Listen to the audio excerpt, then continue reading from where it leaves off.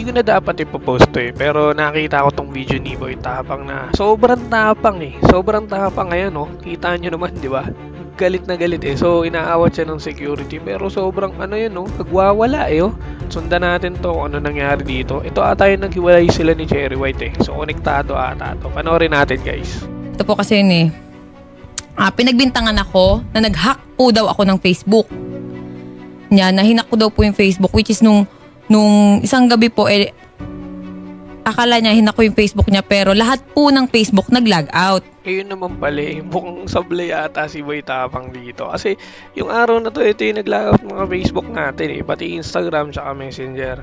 So, akala, base dito sa sinabi ni Cherry White ha, sinabi ni Cherry White na parang siya biglang pinagbintangan na nang-hack ng Facebook niya. Yun lang, Boy Tapang, yun lang, mali talaga pre, mali. Message siya sa akin na ipapatulpo daw po niya ako. Hindi siya nagmamagaling no, pero dapat chinek niya muna yung mga kaibigan niya kasi mamaya naman, lahat pala eh, nagka-problema sa Facebook. Yun lang, kita mo, bintang ka kagad ng bintang, hindi mo alam na mali pala, tas dinamay mo pa, punta ka pa kay tulpo bigla niyan. Ba, mapapahiya ka lang nito eh. Na-assume ko mapapahiya siya dito eh.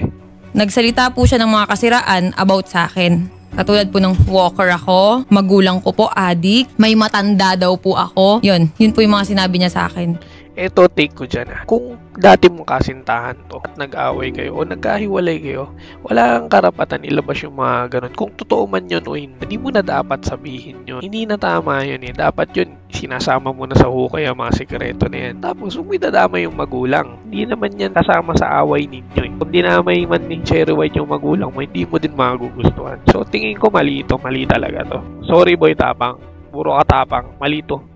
Kayo ho ba willing ma'am na pagbatiin ko na lang kayo? Hindi po. Ayaw mo na. Sayang naman po yung 3 buwan. Ay hindi po. Hindi ako manghihinayang dun. Yun lang kasi syempre dahil ito nga eh mukhang aabot sa kaso to eh ayaw na ng babae makipag-ayos kasi medyo na-foul siya siguro dun talaga. Actually hindi siguro, sigurado pala.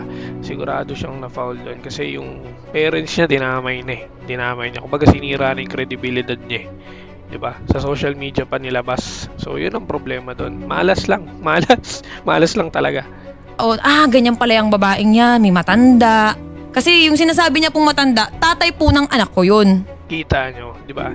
Tatay pala ng anak ni Cherry White. Yun nga yung nagiging problema dyan. So, hindi mo na dapat kasi nilalabas yung mga baho nyo after nyo mag-away o maghiwalay. Kasi, ayan, lalo na't influencer kayo. Siyempre, ibabash lang kayo ng tao. Tapos, pwede pa yun gamitin against sa inyo. So, yun, lesson na yun guys ha. Pero hintayin natin yung reply ni Boy Tapang dito. Kasi, tingin ko sasagot siya dito eh. Pero, ayun, try natin sundan. Sundan pa natin ng reaction. Tingnan natin kung magiging trip natin. Bali, hanggang dito na lang tayo. Salamat sa panonood nyo. Tsaka, wait nyo yung next video. Wait lang natin sumagot si Boy Tapang. Bye!